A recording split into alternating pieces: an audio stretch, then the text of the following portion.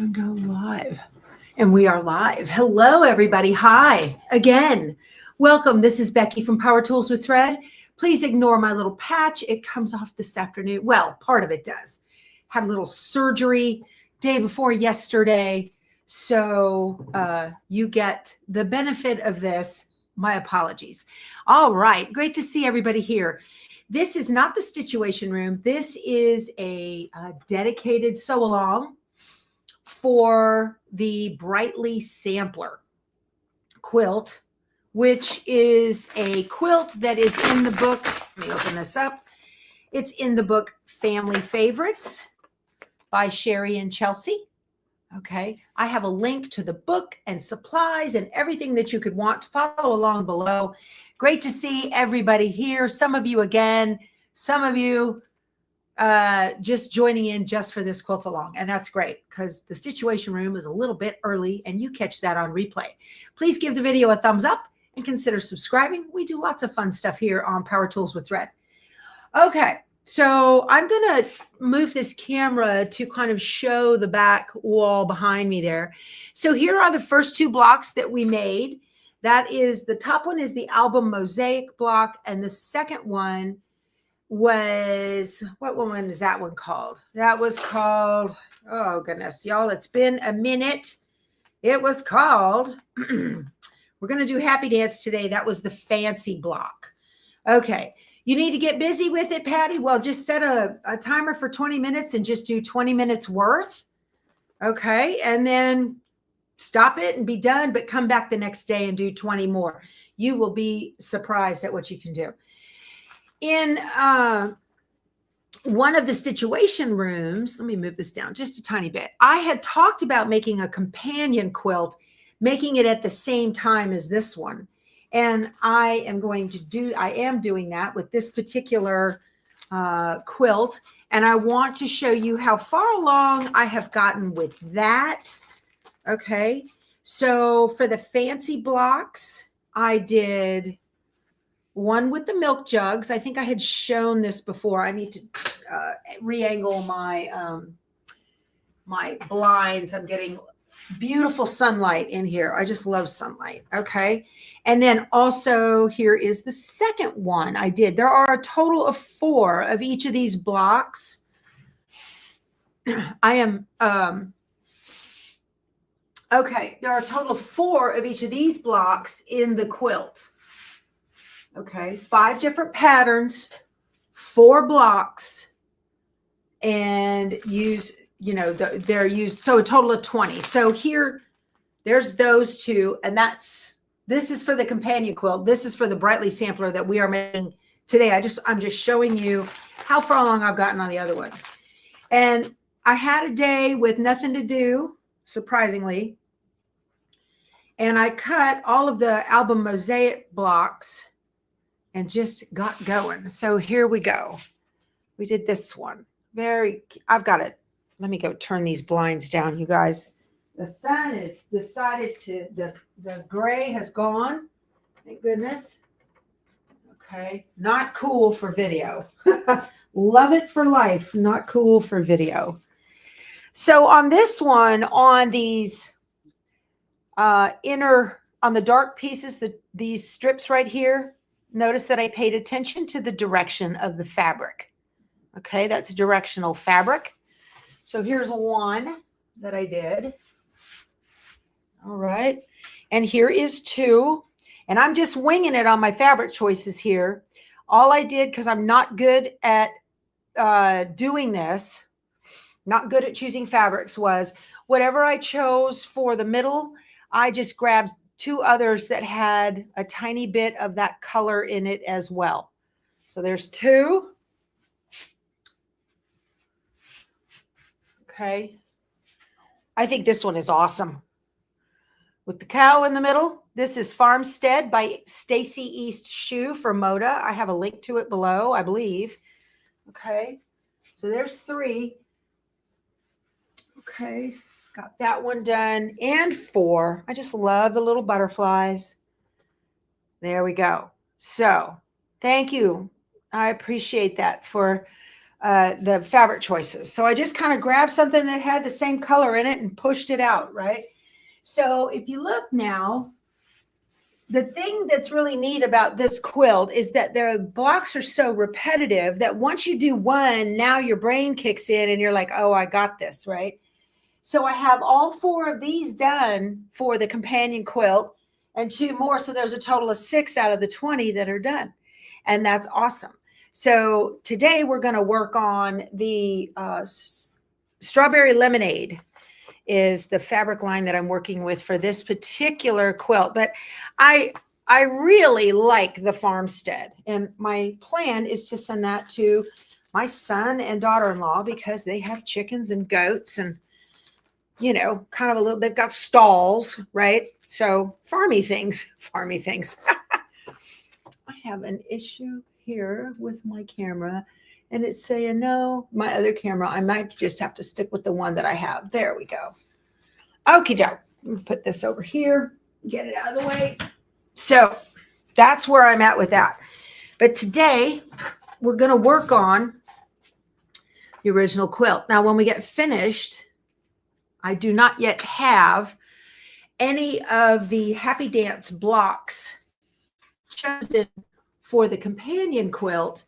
So when we get finished here, I'm going to cut all of those out. But I do have cut out all of the blocks for this particular one. So I'm just going to do one. I'm doing 1 block a day with you guys. Okay. So the fabric choices that are here are from Shirley Scott. These are easy stacks. These are due to be back into the Amazon store in January sometime. Okay. And I just lined them with a piece of batting. I glue sticked a piece of batting on them. That's all I did. And they hold everything very nice. Okay. Well, you know what I don't have are my alphabetties and a project board. You guys talk about yourselves, amongst yourselves for like 10 seconds and I'll be right back. Hi, Frito. Yeah, sweet girl. Hanging out with Mama again, which is very cool. Okay, I think I have them all in here. So we need to get all of our pieces set out. 1 block a day. That's all we do. A block a day. That's it. And then in really, so 20 days, you would have all of your blocks done. And a couple more days and your sashing's done. And then you can call it good, right? It's a quilt. So you're not even doing this quilt. You're just here for the lessons and the great friends on chat, Wendy. Perfect. That's fine. Yeah. But do give a thumbs up if you wouldn't mind. I'd appreciate that. Yeah. So we've got 231 in here that I can see so far. Great to see everybody here. And I'm on my 3rd cup for the day. Thank goodness. This morning was a little rough. Had multiple cameras, multiple this and that going on. And it was a little crazy in here. So I think I got it all settled out now. I'm going to look at the book and build. Let me put this down to where you can see what I'm doing. I'm going to build my alphabet here. We only use ABC, right? And that's it. Now, as I said, I used the fabric choices from Shirley Scott. And if you go to my blog, powertoolswiththread.com, and look for this post for the Brightly Sampler, you can see a close-up of all the choices that Shirley made. And then I also have a sew-along date, so you know what we are doing on what date. So, Wendy, you used your AccuQuilt to cut out the half-square triangles. Perfect, perfect, perfect.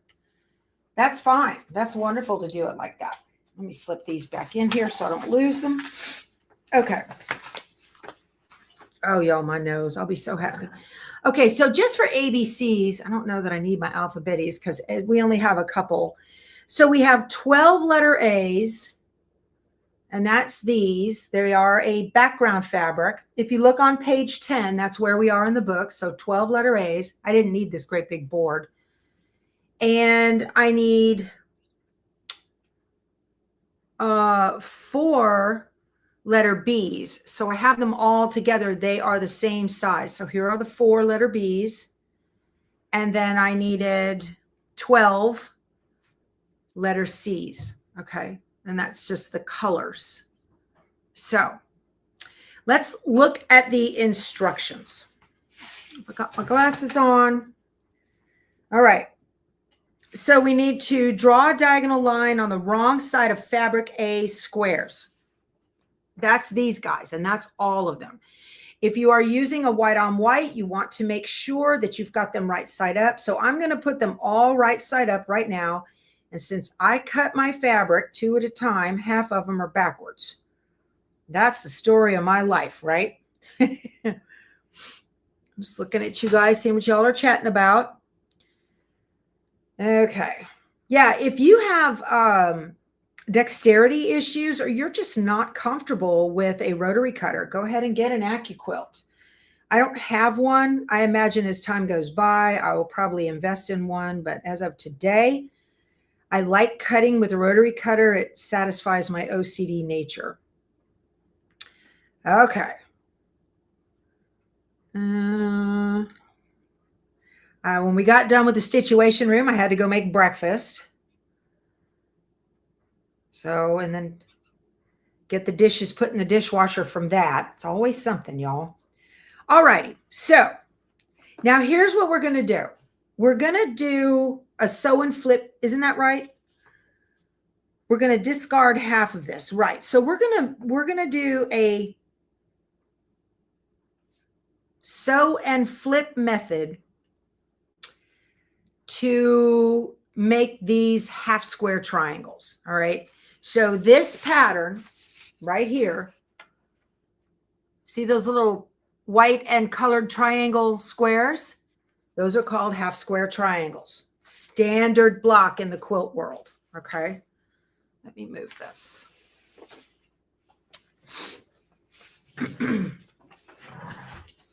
All right. Now, the method I use to make these, they call it sew and flip, and you will see this all the time whenever you are making a quilt. If you are brand new, you will see this all the time.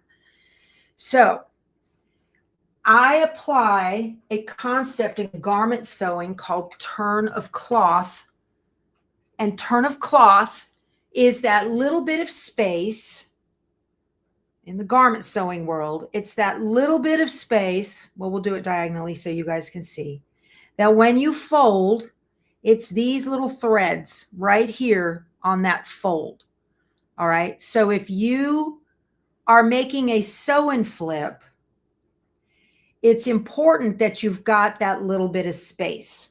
And how you designate the space, let me use this. Okay, I'm going to the back of the fabric. And I'm going to use a little ruler here. And I'm going to put the ruler corner to corner diagonally. So the ruler is exactly corner to corner. All right. And I'm using a friction marker. This is a marker, not a pen. The gel pens will ghost a little bit. So I like the friction fine liners. These are in my Amazon store if you want to get them. So what you do is you put the ruler exactly corner to corner. And then you draw a line, and it's easiest if you do it from the middle out sometimes. You draw a line. Okay, so if the ruler is corner to corner, the line is not. The line is right next to corner, right? So with the ruler still in place, I'm going to take my marker and I'm going to make a little mark on that piece. Because now that I've drawn a line on it, all right, I have 2 triangles, and one of the triangles is smaller than the other one. All right. That would be this one, because if the ruler was corner to corner and the line was right next to it, that means the line is just on this side of those 2 triangles. So that means this triangle is smaller. So the part that is hanging out from underneath the ruler, I mark it with a little line right there. Okay. Now what I have done is I've designated the turn of cloth. If I fold this over, that turn of cloth is right there in that fold, okay? If I was to do it this way and sew on the line, because you do sew on the line, if I was to do it this way, it would be short because this is the smaller triangle. So the idea is to do every one of these, okay? If you are using directional fabric for a background fabric, I don't recommend that, but who knows, right? So just pay attention to your direction. Sometimes it's easier to fold the fabric first. If you've got directional fabric, fold it first and turn it whichever way to make sure your direction is correct, and then mark it. Okay. Let me see. Really easy. Hold down the ruler's corner to corner so the line is not, and mark all your pieces. After a while, you'll get really good at this. Now, the reason you mark your pieces is because sometimes it's hard to tell which way, which half is smaller. It's hard to tell because the line is right there. It's right in that corner. But if you've got a mark on it, now you know. And when you do a quilt like this, well, this one tells you we've only got 12, right? Well, let's say you're making the whole quilt and you've got 48 of them. Now you're just stacking them up. Well, you've got a 50-50 chance of getting it right when you go to put these together. So when we do the sewing on these all together, it's going to make a lot of sense. Okay. So we're just going to sit here and go through this. You never knew that? You always used both triangles. So sometimes they will tell you to draw a line down the center and sew a 1/4 of an inch away from each line, down the center. That's a different technique. That is not sew and flip. This is the sew and flip method. I do mine just a little bit different. Now, if you use both of them, what you're doing is you're creating 2 half square triangles at one time, okay? And you are oversizing them as they are made, and then they are trimmed to size. But again, those are not sew and flip methods. That's a different method. So let me see here. I just love doing this with you guys because otherwise I wouldn't get this done. I think this is awesome. But it's good. It takes my mind off my nose.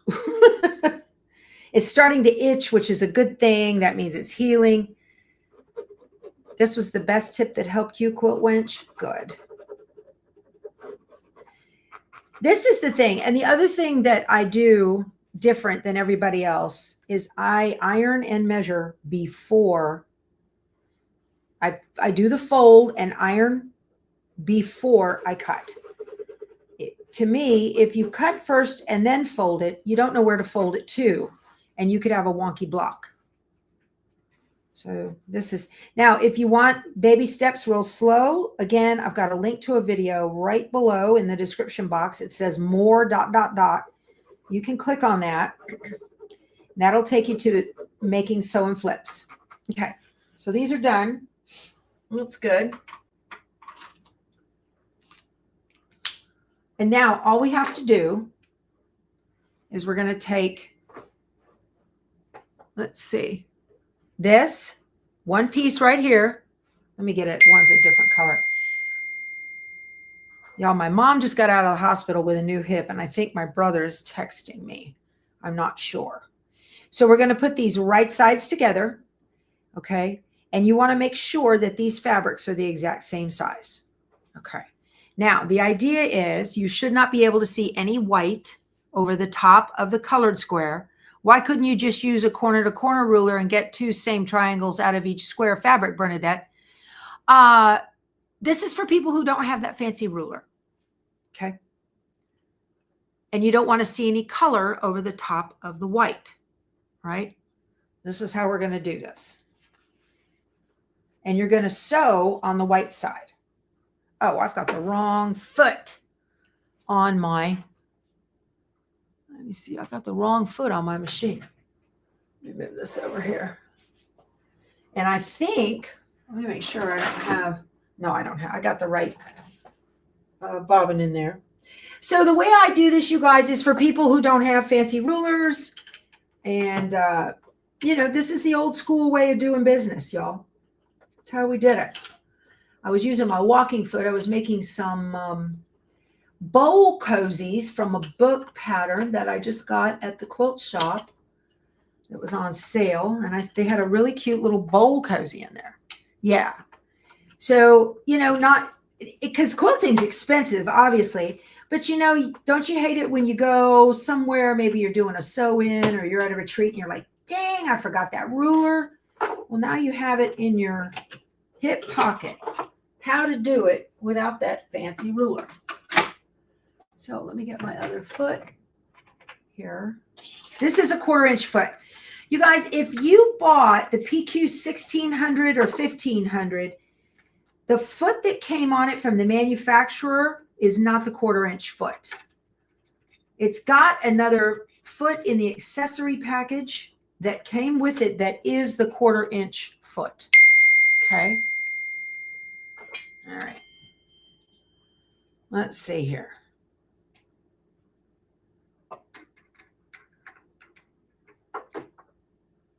Let me hold on just one moment, y'all. I am on a live right now, and I will get back with you later. Love you. Okay. Otherwise, I'll get texted to death and go, are you okay?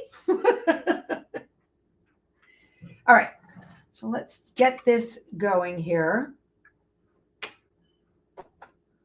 Now, one side has the mark on it. That's the side that's going to be cut off. So I'm going to stitch with the side that's going to be cut off over to my right. It doesn't really matter which side.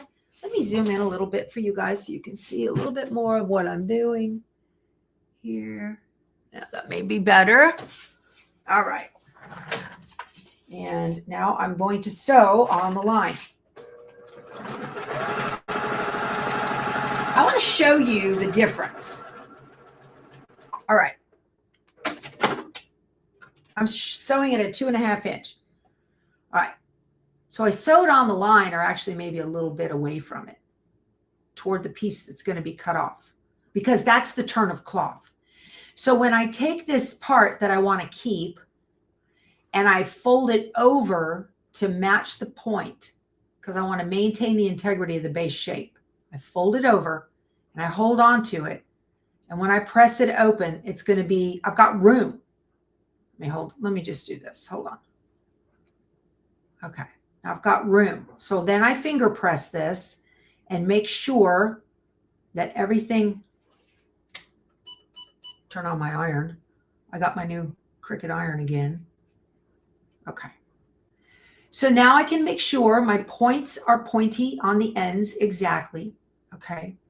And I've maintained the integrity of the base shape. What that means is whatever shape the base shape is, you still can't see any white hanging out the other side of it. Okay. This is the base shape. The color is the base shape.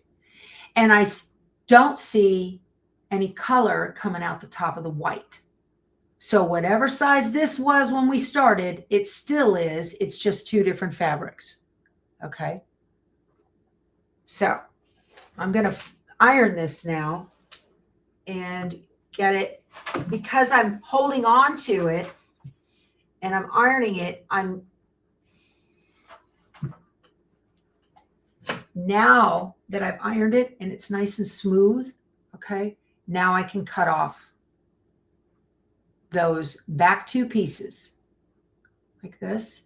Now I can cut that off. You can use scissors or you can use a rotary cutter. It does not have to be an exact 1/4 inch. Okay. So we have a perfect half square triangle using this method that they tell us to use in the book. Okay. So let me do this another way. I'm going to take this one apart when I get done and show y'all. So let's say I didn't mark it, and I don't know which side is the smaller side because it sure looks the same to me. Okay. And I'm going to do this other one, and I'm going to sew on the line just like I did the other one. Okay. And I want to show you what happens.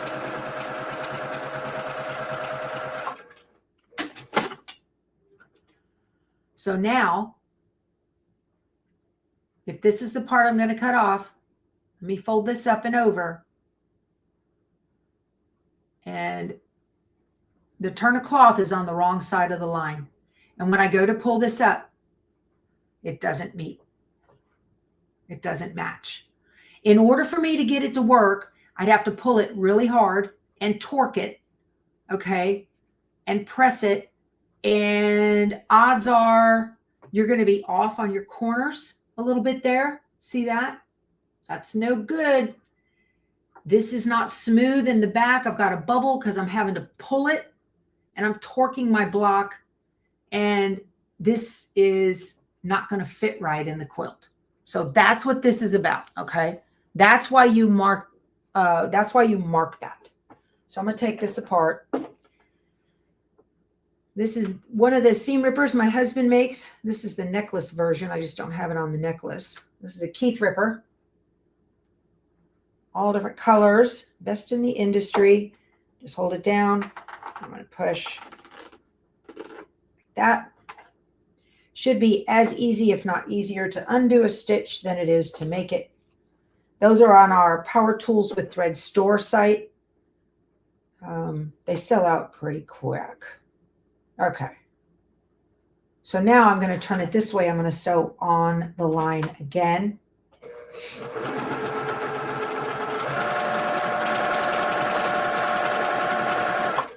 All right. All is not lost. Got it right. I'm going to fold it over, and it fits. Let me iron it. And it fits without pulling. That's the trick.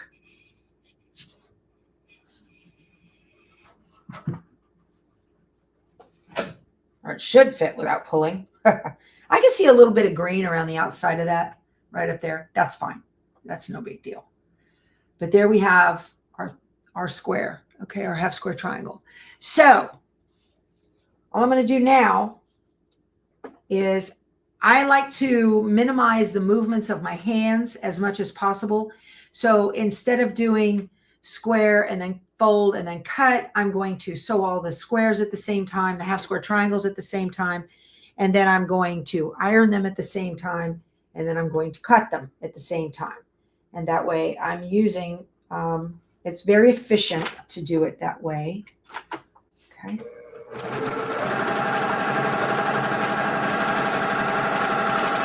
So this is what we're doing. Make sure. What are y'all chit-chatting about? If you guys have any questions for me, be sure to do like either all caps or a big set of question marks ahead of it or something so I see it. And if I miss it, I apologize.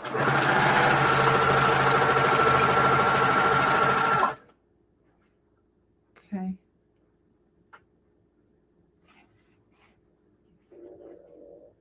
All righty. Oh my goodness. So I mentioned this morning, I plan on starting Power Tools with Thread Academy around March of this year.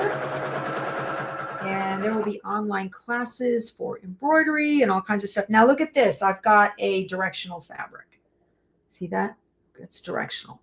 So I'm going to make sure ahead of time that this is going to work. So if I pull this way, which way does the, let me see, where'd the book go? What did I do with the book? They go triangles down like that. So yes, that's the right way. Okay, good. So kind of think craftsy, but for Power Tools with Thread. You'll be able to sign in and have courses and all kinds of stuff. Won't have any YouTube commercials or none of that. That'll be nice. You can find exactly what you're looking for. That's the plan. I'm researching all kinds of platforms and reached out to the Alamo Community College District here in San Antonio to see if they want to help me with an internship for their video program for on-demand learning. Those kids need to learn how to do that. I really just want them to edit the videos.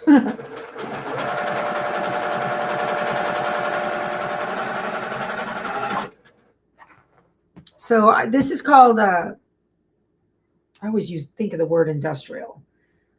It's not industrial. It's I'm just chain stitching these together, one after another.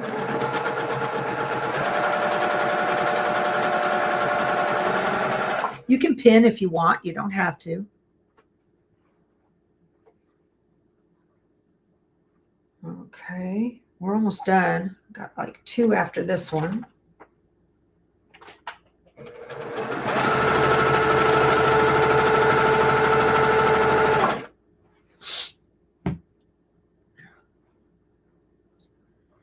Some days I'll just pull up a YouTube video or something and just start, or a podcast or an audiobook, and just start drawing lines on squares and marking them properly so that I'm ready to go. Piecework, yeah, I forget. Jenny Doan uses the term all the time. It always escapes me, and it comes to me when we're done.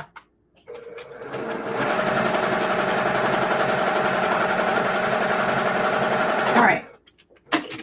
So I am going to leave all of these attached, and we're going to go over to the other ironing board. Let me turn you around so you can see what I'm doing.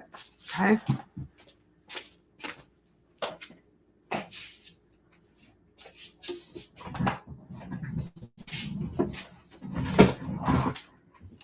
Let me do this.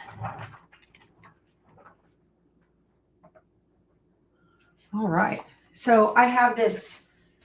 This is a seam roll right here, and this gives you the most beautiful flat seams without pressing your seams open. I just love it.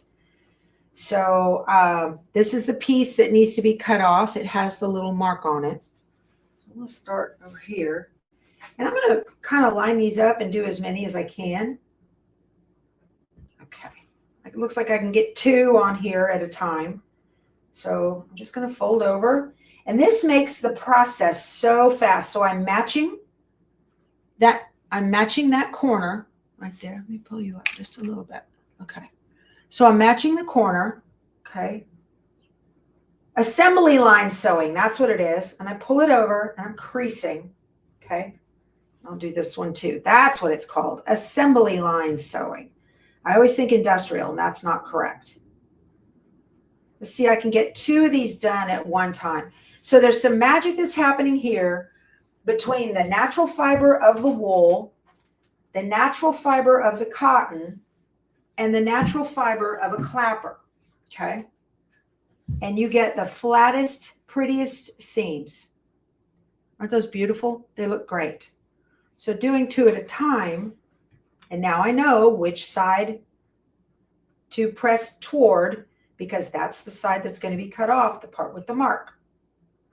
People say, how do you get that done in 20 minutes? Well, this is it. You do assembly line sewing, and you get good at doing the same thing all at once.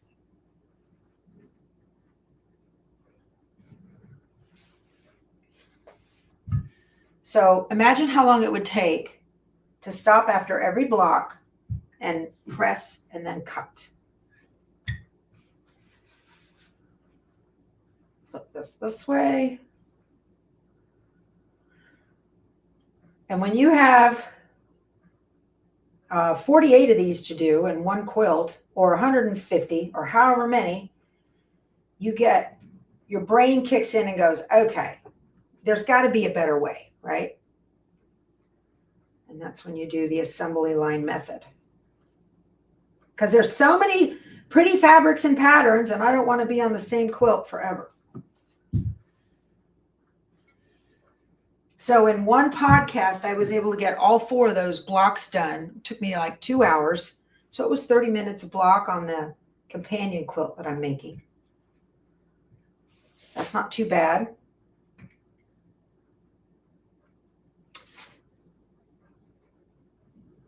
I'm holding that point together on the other side of the seam roll so I can crease it properly.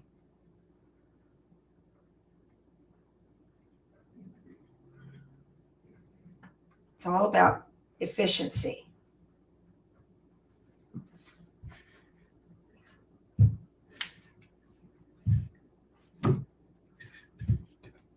All right, last ones.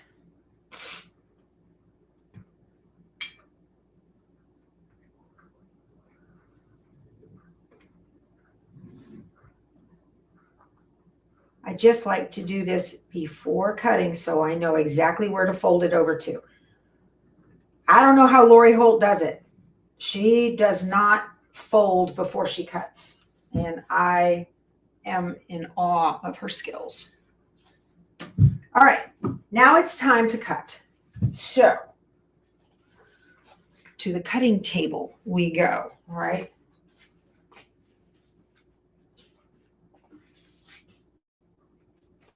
So let me take you with me here to the cutting table.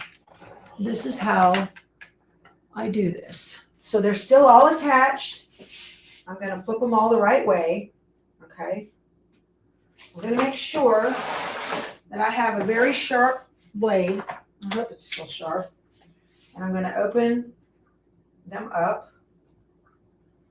And I'm going to cut just outside, about 1/4 inch, and trim, okay? This minimizes handling each one with a pair of scissors and trim.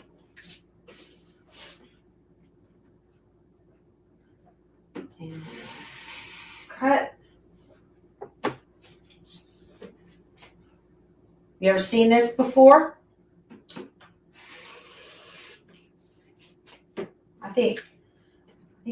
I don't know where did I see this, or did I just come up with it because I'm lazy? I think it's because I'm lazy. I had the guy who trained me to be the OJT manager, that's on the job training manager at the Randolph Clinic in 1986 or 85. He said, I'm the laziest person you'll ever meet. I only want to do it once, so I try to do it right the first time. And I thought, that's brilliant.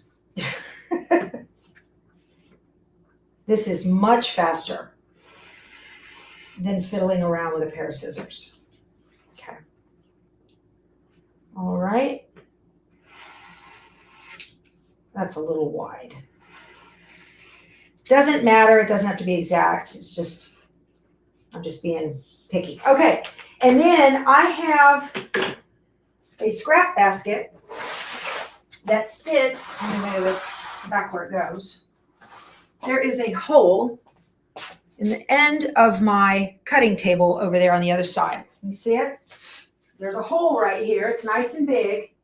And underneath this end of the hole is my trash can, and underneath this end of the hole is my scrap basket. So I'm going to take all of these, and they go in on this side of the hole. And then this is waste. A little extra trim goes on that side of the hole. And now I've already got scraps in my scrap basket, okay? That is from the thought of crawfish boils with holes over the trash cans for crawfish boils. How about that? Let's get back over here. So that's the real deal. Sorry for the spin, you guys. Okay, we've quit spinning. You can look back. I don't want to make you sick. All right. Okay. All righty. So let's take a look down here. My husband made that table for me. I need to put the measurements for that on my blog. I haven't done that. Okay, so now what we need to do is we've got one corner that's going to be block B, but all the others are going to be, I think that's how that's going to work. Yeah. Is how, let's see. So now I need to look at the picture to see what goes where in what block. Because again, I can't figure it out on my own. Okay. So this first happy dance block, let me put this how it goes. Let me see. I'm pretty sure I got these right. All right.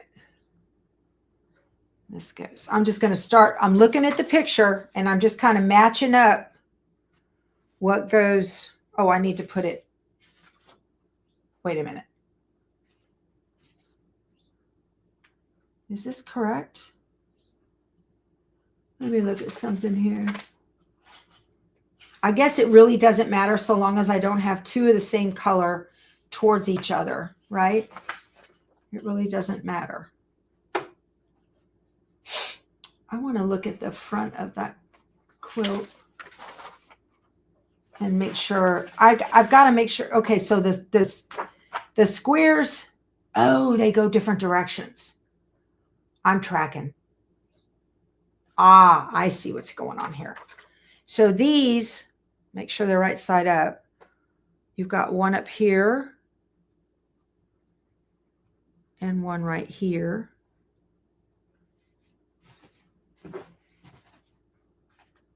Okay, one right here and one right here. Okay, so that's how that goes. And now the rest of these just need to fill in. And it doesn't really matter where they go.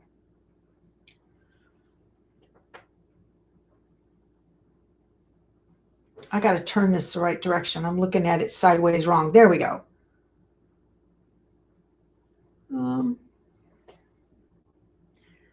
This is what happens, y'all. This paralyzes me right here. Okay. I think I got it now. Oh, I need to trim these too.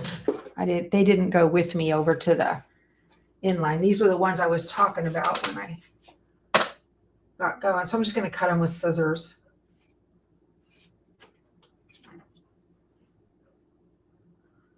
Okay.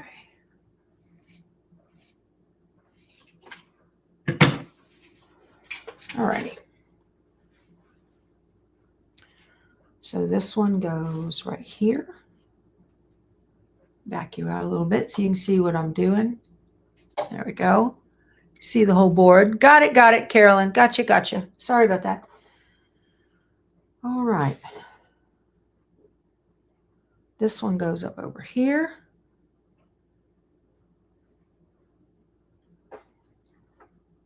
Let's see. If you are following along on the picture,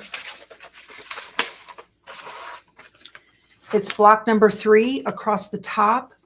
Okay, the top of it is this aqua one. All right, and it's block number 3 right there. That's the one that I'm making, if you're following along with the picture. Okay. That goes there. See, Shirley's one of those people that she can just look at it and go, oh, that would look great right there, and put it. And I'm like, wait, what? Where? I don't know what you mean. I don't know how to do that. That goes there. This one goes here. This is puzzles. I love it. This one goes here. See how pretty this is? She's got such a talent. All right. This one goes here. And then this one goes here. And that's it. Perfect. I would have never, did I do that right? Those are pointing to each other. And then these are all the same way. These are pointing to each other, and these are all the same way. Yes, that is correct. That's the block. All right. Gotta go. Bye, Kim. Thanks. Okay. So now all we got to do is sew all of these together, and that's it. So the book has you sew them into a 4-patch and then sew the 4 patches together. So that's what I'm going to do. I'm going to take these 2, okay, and then these 2, and those will be a 4-patch. All right. So that's how I'm going to do it. Or these 2. Okay. So you definitely need to lay these out and make sure that you get them sewn to the right partner. Okay. So let's do that.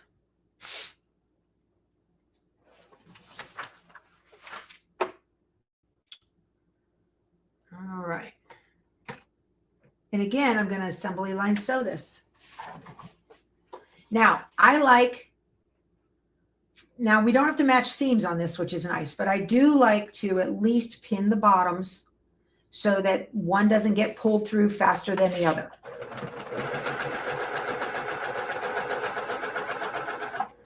Pull the pin. Now I'm going to do mine in columns. So I'm going all the way down the first column first, because I don't want them to get out of order.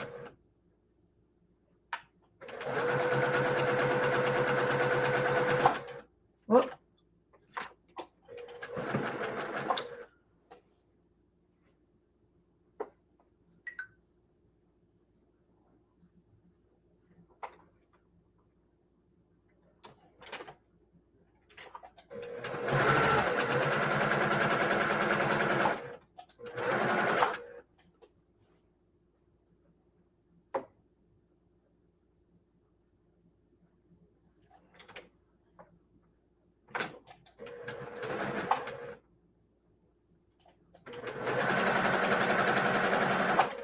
You can pin before you get it under the foot or after, like I do. It doesn't matter. Okay. I don't use this side trimmer because you have cuts that are on the diagonal. Those are on the bias, and you run the risk of torquing the fabric. So I'm going to trim them apart, open them up, and lay them back where they go.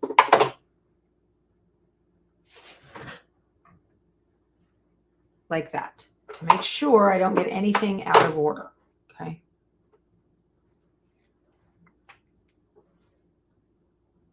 I'll press all of these later, but that's how they're going to go. All right. Now I'm going to do this.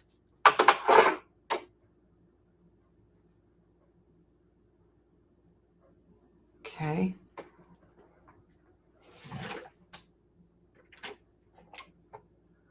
I just have found that the ends of these just kind of dance around when you're not looking.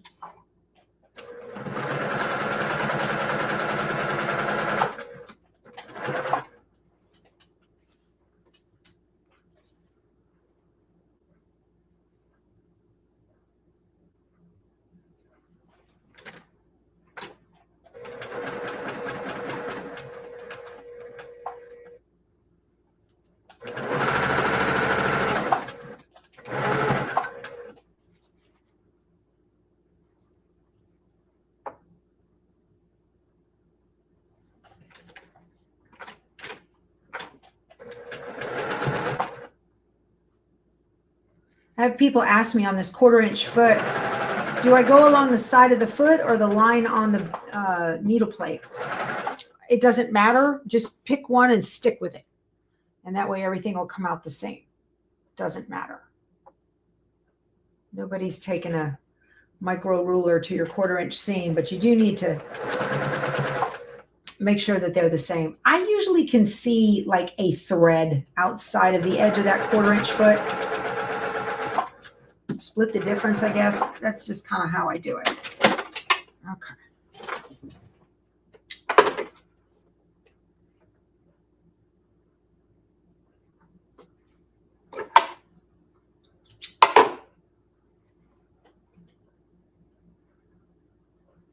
Is that right? Let me double check my picture. I don't think that that is correct. It is not. It goes like this. Right? Right. Okay. Okay. That looks great. Coming together. Awesome. Okie doke. So now we're going to sew these together. It has you make, let's see, it has you making a 4 patch. So for instance, you would put these together, which you can. It's however your brain wants to work, to either work in rows or the 4. We'll do it like the pattern says. So if we're going to do it like a 4 patch, I want one of my seam allowances going one direction and one of the seam allowances going the other direction so that they will nest. So this is going to go like this. It doesn't matter which way you choose for them to go. Just pick one and stick with it for each. So for instance, if on this one, it's all going that way, then on this one, make it go that way as well, right? If this one, they're going this way, then on this one, make sure they're going this way. It just makes life easier.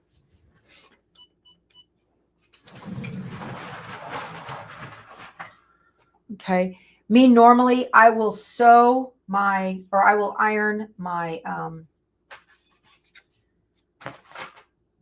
my seam allowances to my left. It doesn't matter. Just pick one.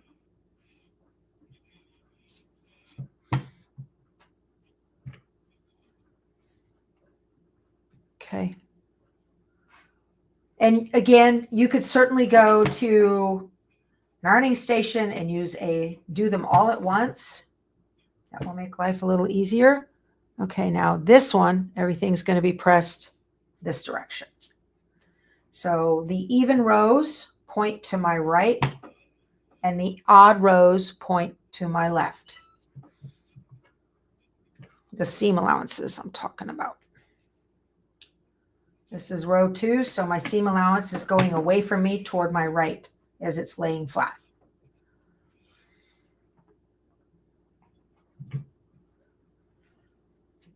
Okay, and then this one is an odd, so it's going to go toward me. So it's pointing to my left as it's laying flat. I could grab the larger seam roll and bring it over here.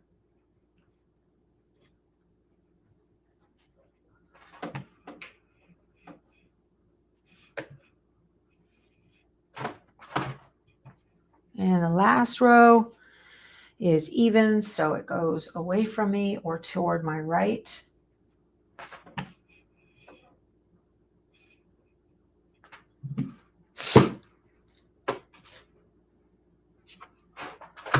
All right, I'm going to show you guys. I got something that's a little bit off. I'll show you how to work around it without having to resew it. Okay. So I have, let's zoom in. I have this particular one. And you can see the end is a tiny bit off. All right. It's correct at the top, but it's a tiny bit off down here.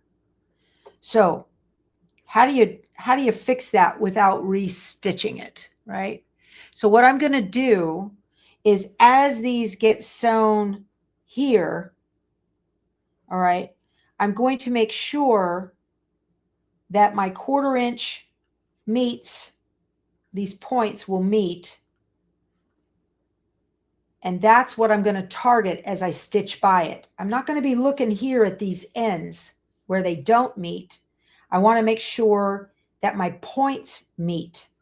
So it doesn't matter behind there, short, long, one way or the other. However, given that in the middle, you still need to make sure on the ends that your ends match exactly and you have a good 1/4 inch seam on the ends.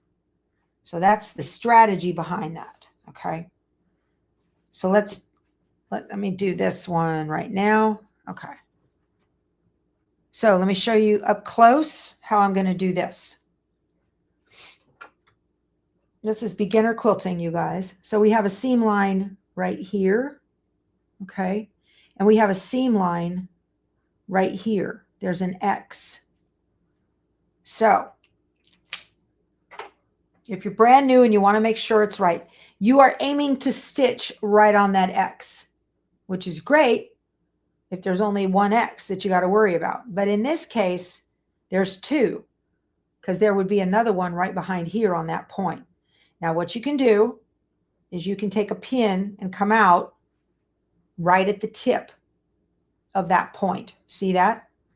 And then I'm going to go in right at the tip of this point. I'm going to hold them together. I'm going to make sure that the pin is horizontal. See how the pin is horizontal? You don't want it like this, and you don't want it like that. You want it horizontal. You want to make sure these edges are fairly right. You want to make sure they are nested properly. We talked about nested on a previous block. Those lines are going to come up exact. This is the way you figure out, if you've got walkie blocks, how to make them work. Okay. So now I'm going to take a pin and I'm going to go in, because I'm dealing with diagonal seams, right? I'm going to go in one side of the seam allowance and out the other. Okay. In one side of the seam allowance and out the other. I'll make sure I don't have it all pinned up funny. And I'm going to pull this pin. I'm going to make sure to sew right on that X. And then these are the ends down here. They look a little wonky. I got more orange than I do peach. So I'm going to make them fit. I'm going to pull this so that it fits. This is what happens when you play with bias cuts on the diagonal. I want these to meet. These up here at the top, they look good. So now we're going to go and stitch, and I'm going to hit the center of that X, right? Let me do this.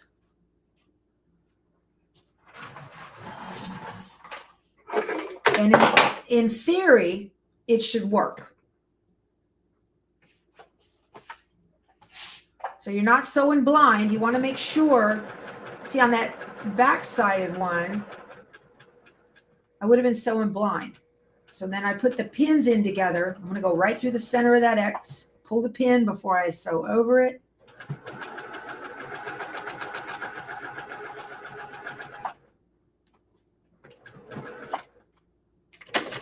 And if I did it right, which I didn't, did I? Nope. I tipped it on the red. Can you see that? Let me get up close here. I tipped it on the red. Hold on. Can you see that? It might look good to y'all. See how the white doesn't meet on those points and there's too much green in between them? Okay. That doesn't work and I need to fix it. Okay. You say it works perfectly. Well, it works perfectly usually. So that's not, to me, that's not good. All right. So what am I going to do? Am I going to take apart the whole thing? No, I'm only going to take apart about that much right there, about that much. So I'm just going to get rid of a couple of these stitches. Sometimes when you're doing this, it's easier just to wing it and fly through it. And you'd be surprised how many times you get that absolutely right. But that's what you're looking for if it doesn't work. That's what you're looking to match up. My nesting might have been off, is what might have happened.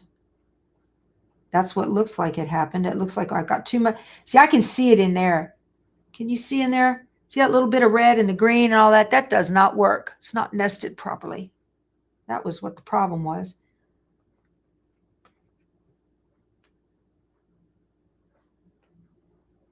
There we go. And a little few more stitches. All right. Let's do this again. First of all, right, I'm going to go. Probably my X was too big. I'm going to iron it. Get rid of that big old mark. Lots of reasons, right? No big deal. Go back. Sometimes you can't find it.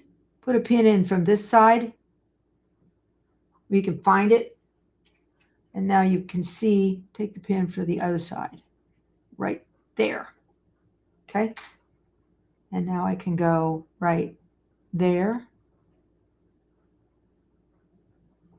All right.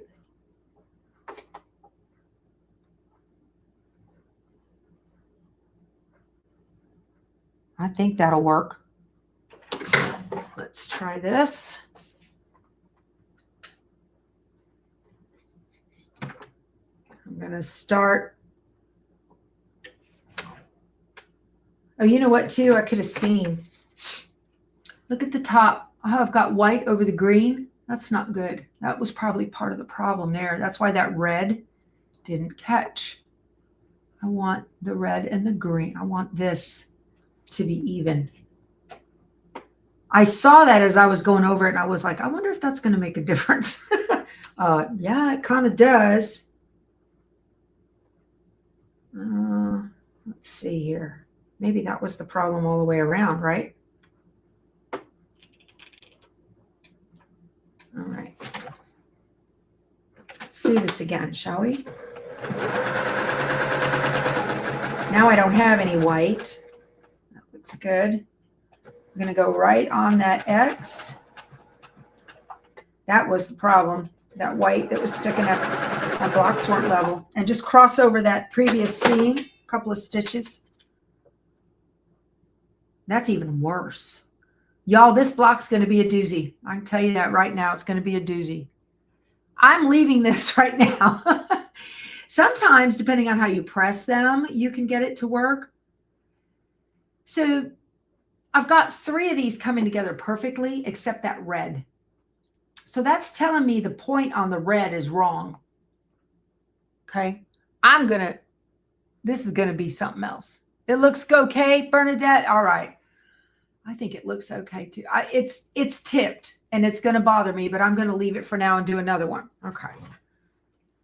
Let's see. I want to make sure. Did I sew it wrong? Oh, no, I didn't. Okay. So let's do this one. Let's try it this way. Now this one's easy.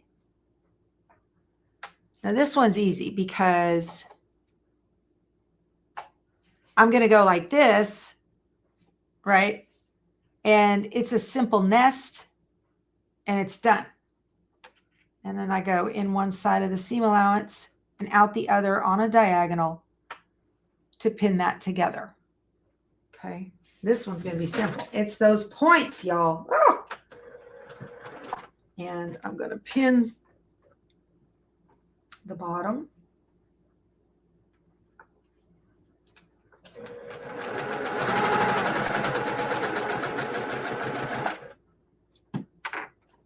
So see, even when you've been doing this for years and years, you'll get parts that make you crazy.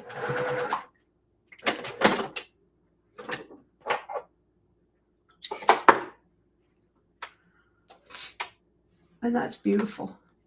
Okay, that one worked out great. Whoa, whoa, watch your feet. And this goes like this. All right. So these are the easy ones. Now this one, let me make sure I'm getting this correct. Yeah. This one, my nose itches, y'all. Woo! I have to match and catch that point there. So I'm going to sew with that up toward me so I can see it. This one, I don't have a point to match. I don't know if I'm going to be doing a happy dance with this particular block. Oh, those points are going to give me trouble like that. In one side of the seam allowance, out the other. I'm pretty sure they're nested.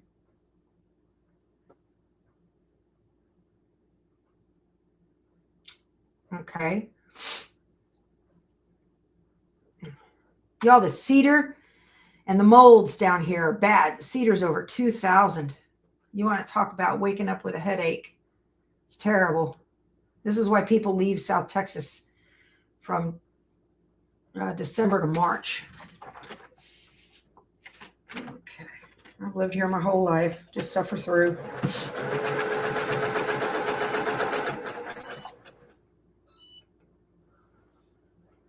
Okay.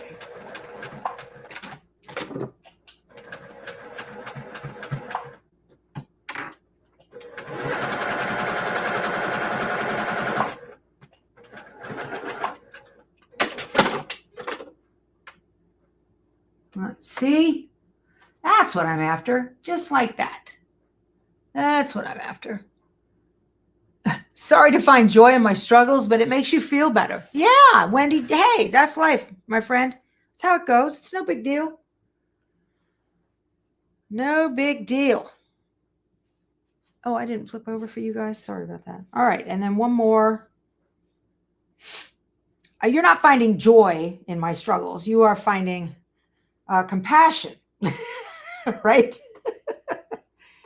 I mean, if you laugh at me, that brings bad mojo. You don't want that, right? So compassion, you say, oh, man, I'm sorry that happened to her, but that sure makes me feel better. Validation, right? It makes you go, you know what? It ain't me. It's the fabric. We're going to blame the fabric because fabric does that. Oh, yeah, things have to be resewn. It's no big deal.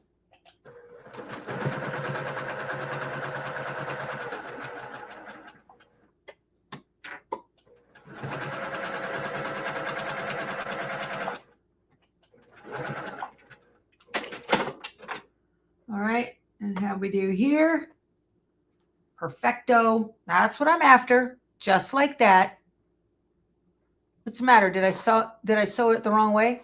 Check my order. Let me look. Let me look. No, I did it right. Oh, wait, you're right. Something happened. Where's the green one that goes right here? Hold on a minute. What happened, y'all? Let's see. That one goes right there like that. Nope, did it wrong. How did I get those out of order? So much for the design board. Okay, what's going on here? This is wrong. This one's wrong. Yeah. Oh, these. I see what happened. Well, I got my points right. Do I get extra credit for that? This is why we have Keith rippers.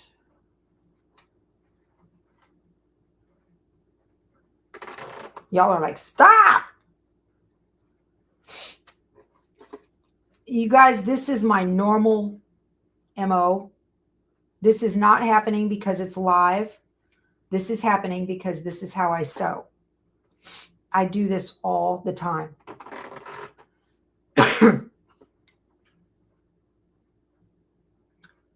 No big deal. No fage mal, as I learned in the Azores. Let's see. This goes here. This one went over here, right? Yeah, that's what happened. That's it. Just the way it goes. And you can't let it make you mad or get pissed off or frustrated. You know, sometimes you got to get up and walk away. But this makes it worthwhile. All right, let's do this again and get it right, shall we? How did I get those out of order? That's amazing to me. This goes this way. I should have noticed when I had a seam I was trying to match. Oh my goodness, my nose.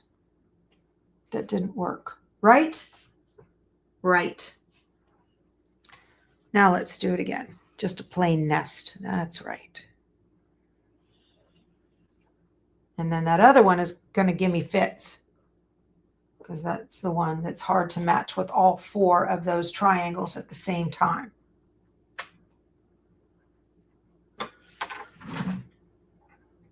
All right.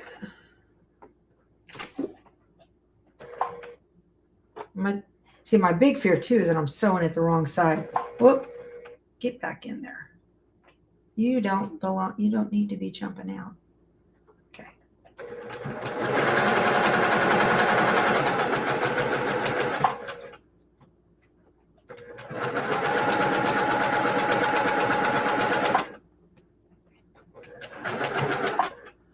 And then these two. Okay, here we go again with this. So I'm going to butt these up together so that they nest. I'm going to wing it and see how it goes. And one side of the seam allowance out the other.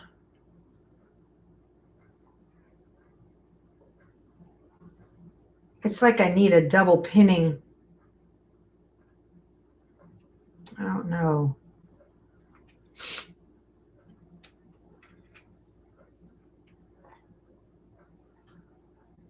All right, let's give it a shot. See how it goes. Who knows? We might hit the lotto.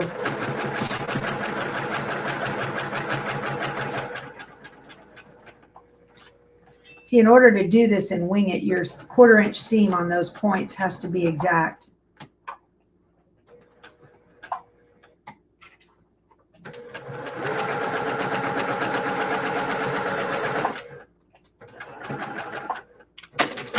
Interested to see how this looks.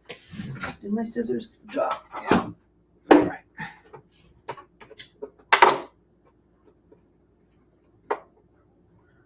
I'll take it. That'll work for me. It's not perfect, but I'll take it. Okay. And then this is the easy one. We didn't have any points to match. We just needed to nest properly. And that worked out just perfect. Okie doke.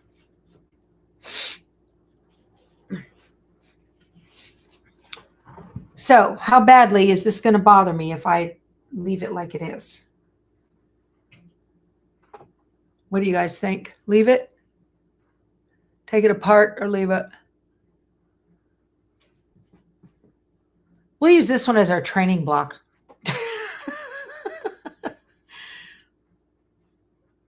All righty.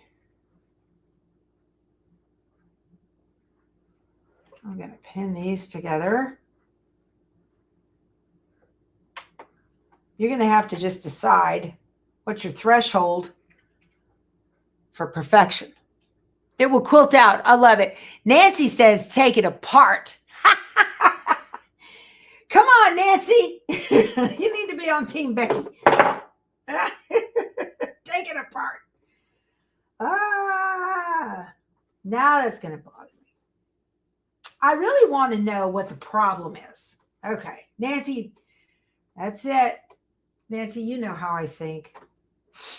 I want to know what the problem is. So I'm going to take the whole thing apart and see if it is that corner in the red that's the problem. Nancy's not being quilt police, okay? It's about having a level of expectation of how you want it to look and doing everything possible to get that right, even if it means taking it apart a couple of times.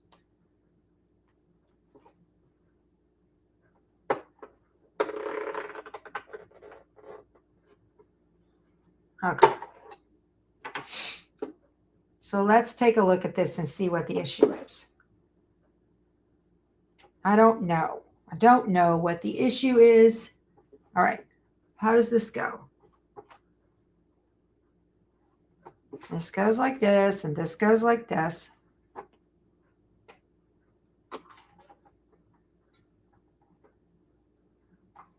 Pull all these threads out.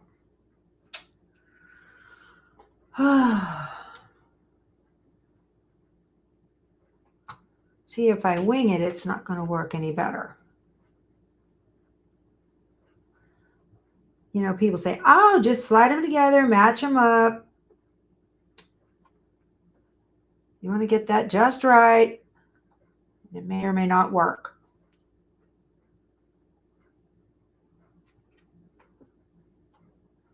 Okay. We're going to give it another go. This is my last time. If third time's not a charm, third time is where it stays.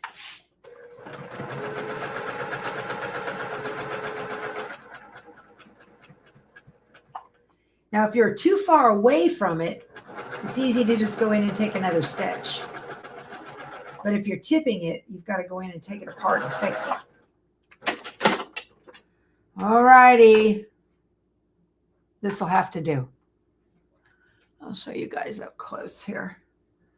This is going to be fine. I'm going to live with that. Can you live with that, Nancy? I can live with that for sure. All right.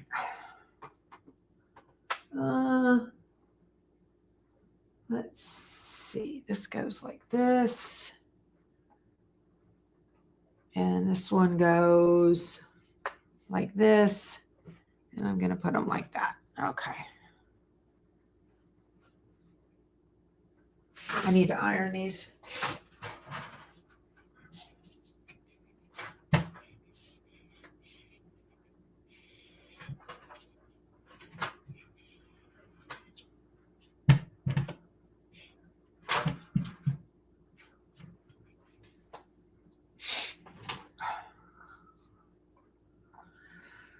Oh my word, this way. And so that one's going, oh, what am I doing? Not even, yeah, that one's going that way. And this one needs to go up that way. Okay.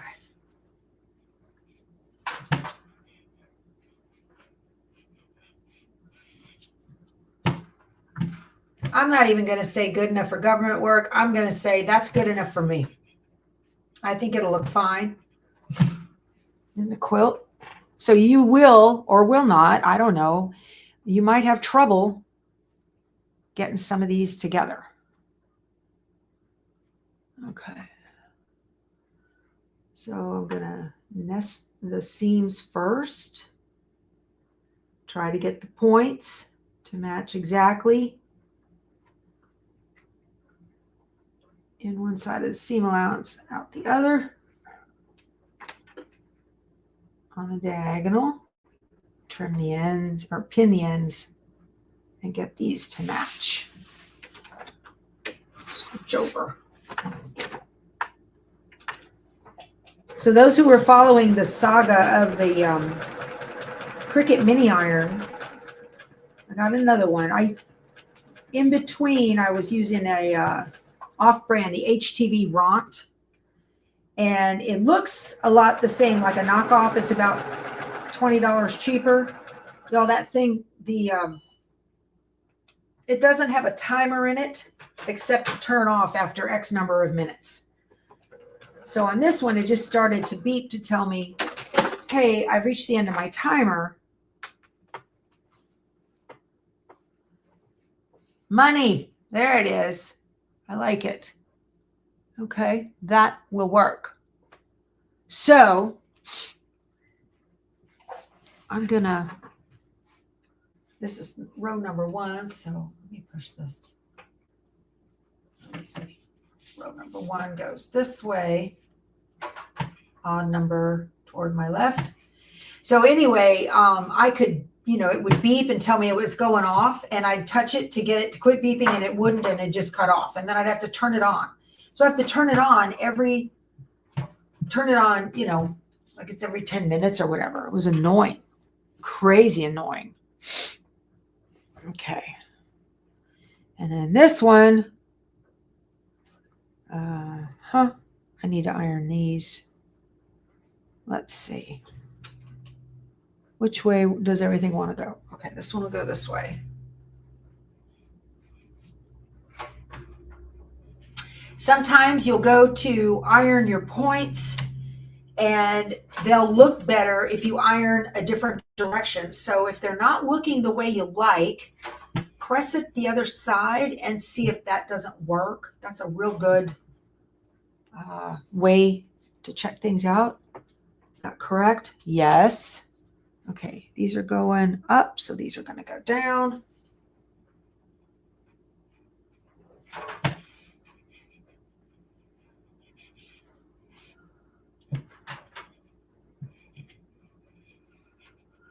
Oh, I'm off my game, y'all, because of my nose. I'm not sleeping well. All right. This looks good. I like it. I think that's correct. Yep. All right.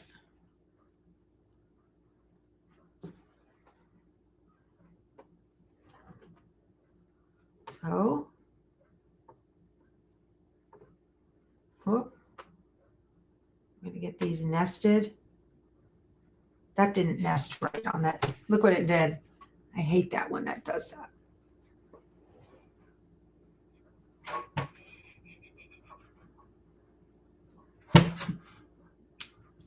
There we go. Okay. So I'm going to nest these.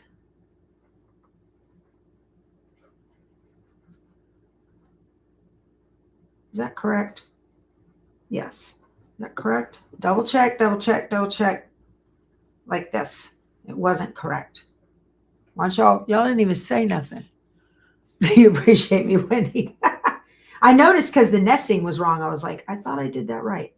All right. Nest them up against each other.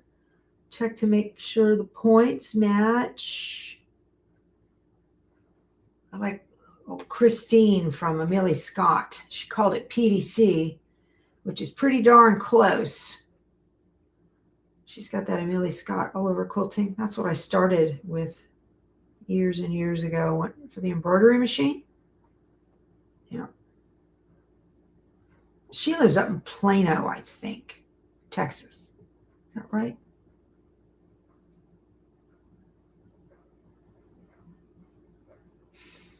That's outside of Dallas. I think that's where she lives. Or is located. I think. I don't know. Because that's where Dime is in Plano.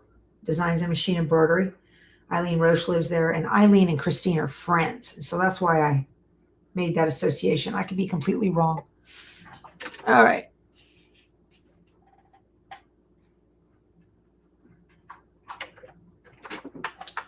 Whoop. I can't see it. I'm going blind, you guys. So, well, we'll just, right? Here's what it is. Here we go.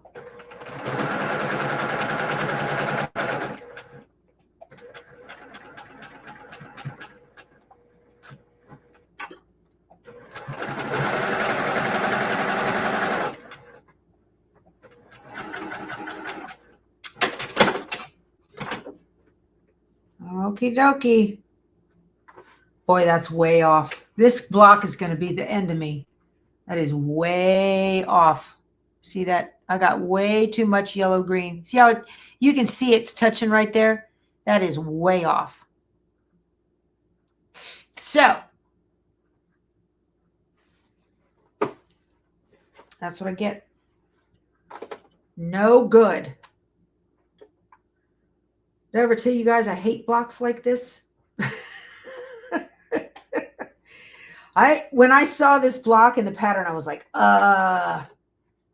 no, not one of those. These and curves, I have a tendency to shy away from them. And in the middle of doing all of this, I've managed to take apart a seam I didn't intend to, which happens. Okay, so first things first, I'm going to sew this back.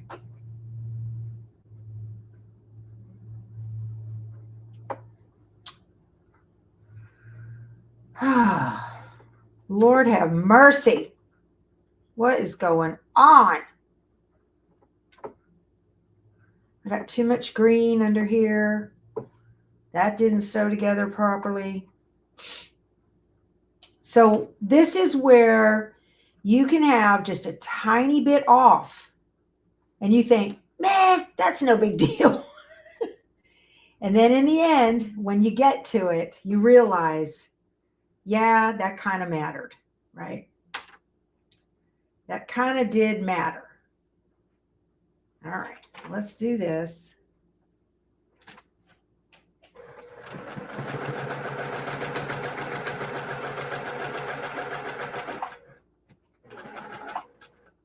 Okay. So that's better. I got a nice, pretty 1/4 inch seam right there on that point. That mattered. Okay. And then this one goes like this, right? Yes. I'm going to flip it like that. And I cannot see where the seams cross there. Where does the seam cross? I can't see it, so I'm going to take a pin and put the pin through. And I'm going to take my pen and make a tiny little mark. That's where the seam crosses, right there. So I put a little blue mark right where that is, okay?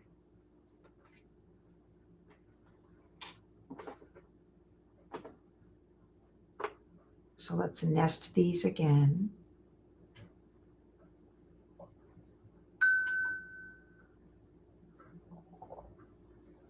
All right. I'm going to come up with a method that this works because I am not going to struggle like this on the other 3 blocks. I refuse. That doesn't make it fun, right? Okay. Let's see if this works.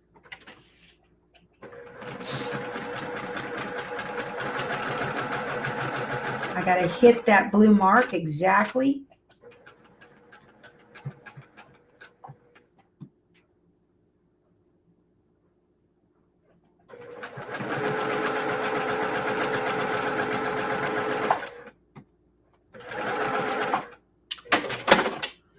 Alrighty, one more time. Let's look. I will take it. I'll take that all day long. Much better. You want to see my method when I figure it out? You're looking at it, Janet. This is it. Okay. You just have to mark where that point is going to meet. Oh, my battery died on that camera. Yeah. Battery died on that camera. And I've got it plugged in. That's the weirdest thing. Okay. Okay, so now let's see. That's pressed that way. I'm going to press this. Make sure this is pressed this way. Last seam. Let's see if we can get it all together correct. It's going to be a doozy, you guys. All right. I start from the middle and work my way out. So that's an easy one. That's a nest with no points.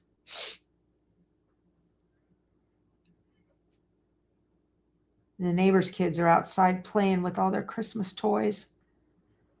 All right. Now this one, I can't see because it's underneath a seam. Let me zoom you in so you can see what I'm doing. Okay, you can't see it because it's under a seam. So I'm going to fold these differently than the way they're folded. Okay, and I'm going to nest them, folding the fabrics different directions, and get those points exactly together as best I can and nest. All right, on the diagonal, in one side of the seam allowance, out the other. Is that, what a hot mess that is. Don't do that.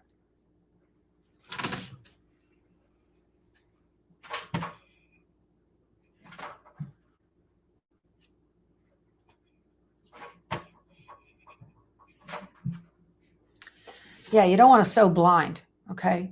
So I've folded the fabric and pressed it now so I can see where that point is.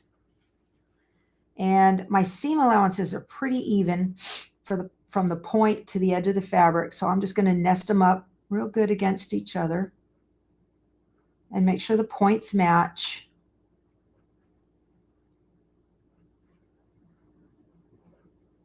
Right there. Okay. And then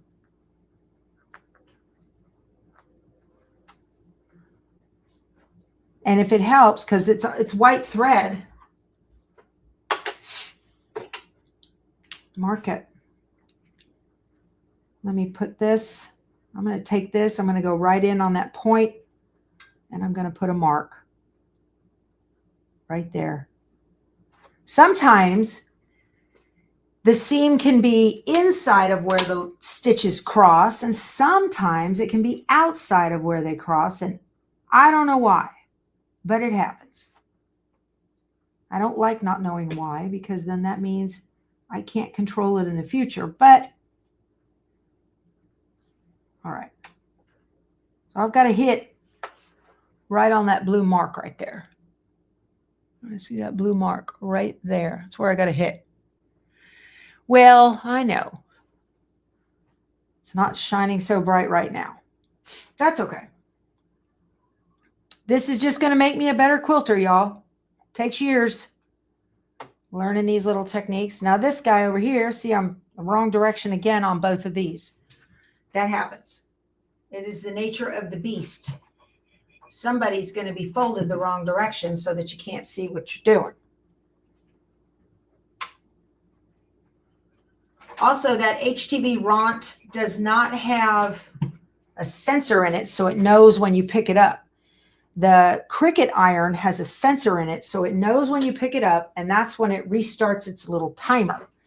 The HTV Ront Copycat doesn't have that. Oh, look at this, you guys. So here's where my other method comes in handy. Let me show you what I got going on here. I want you to see this. 1/4 inch seam from tip. Looks good. Okay. Here, it's shy a little bit. So that's where you use the method. Let me mark this point. This is where I need to stitch right here. Okay. So now I'm going to take here and here and put them together. This is what you do when your 1/4 inch seams are not even. All right, level it out, just like I showed you from before. And in one side of the seam allowance and out the other to anchor it. All right. Oops, sorry. We'll give that a shot. I'm going to stitch. I'm aiming right for that blue dot. Is there pressing instructions in the book? No. Does it? I don't even see arrows for it to tell you which way to press your seams. Not like a Lori Holt pattern. They did not do that. Oh, they do. Yeah, they do. They tell you to press the seams open. That's even worse, in my opinion. I can't do a thing with pressed open seams that way. Let me turn you guys a little bit. Ouch.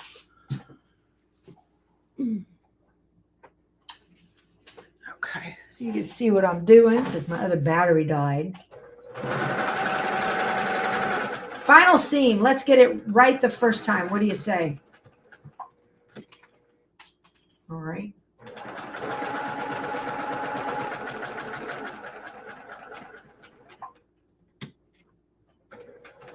So I'm aiming for those blue dots that I marked.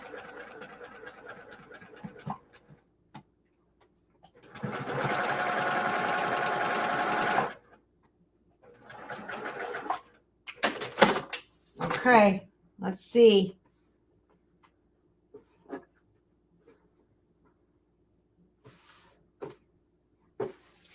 I'll take it.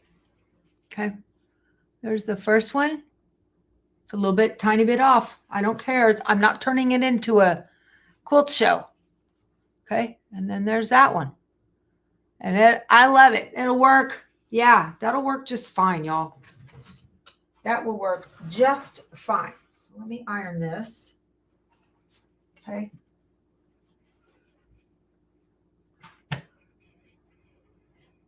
I think it'll work just fine. Otherwise, you know, if you are aiming for perfection, you want to take it apart again, knock yourself out. I, on the other hand, have a life and I got stuff to do. So I am going to accept exactly like it is. And I think it's beautiful. How about that? I love it. It looks just fine. That's right. Nancy says success. I'm going to take it. So your block would be 4.5 inches by now. So it should be 12.5, right? That's what it's supposed to be. Let's see what we've got. Oh, y'all, it is 12.5 exactly. Woohoo. I love it. On that side, 12.5. Here's the half right here where that pin is. Okay, there's 12.5.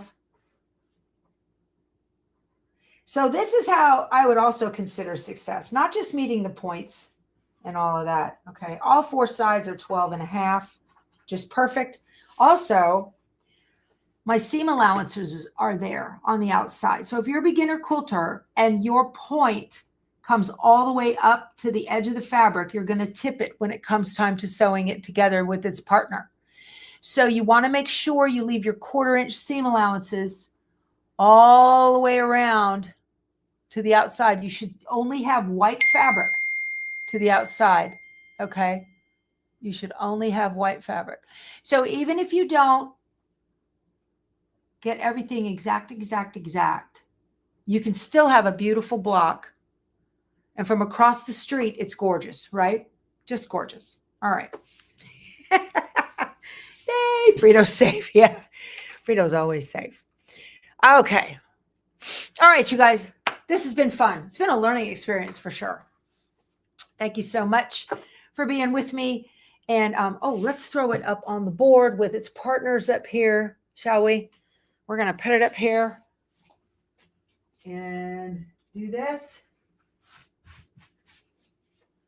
So there's block 3 done. Can you believe we've been at it for 3 weeks already? This is awesome. So you need to get started. If you have not already, chop, chop. Let's get moving. Oh, Frito's ears are safe from colorful language. Well, now, I said that this morning when I scorched the butter in the egg pan. I got that out of my system. Oh. All right, you guys, this has been fun. I hope you are joining me, and next week, hopefully I won't have this big old white patch. I'll have a little bandage. 6 weeks, I got to have something covering the spot on the nose. I had a little skin graft from behind my ear as well. So, all right, we will, nothing happy about the happy dance. Now, Judy, let's not be negative. We need to be positive, right? I'm going to cut more for my companion quilt and get going on those. And if you are making a companion quilt with the same fabric line that I am, the Farmstead from Moda, then I will use a lot of the larger prints in those little bitty blocks, because that's a great way to use up large prints without having to worry about which way they are facing, is these. So, all right, now I'll go check on Mom. I know, I will, Kathy. Thank you. All right, it's all uphill from here. Let me get this block done first. I'll talk to you soon. You guys go sew something. Bye.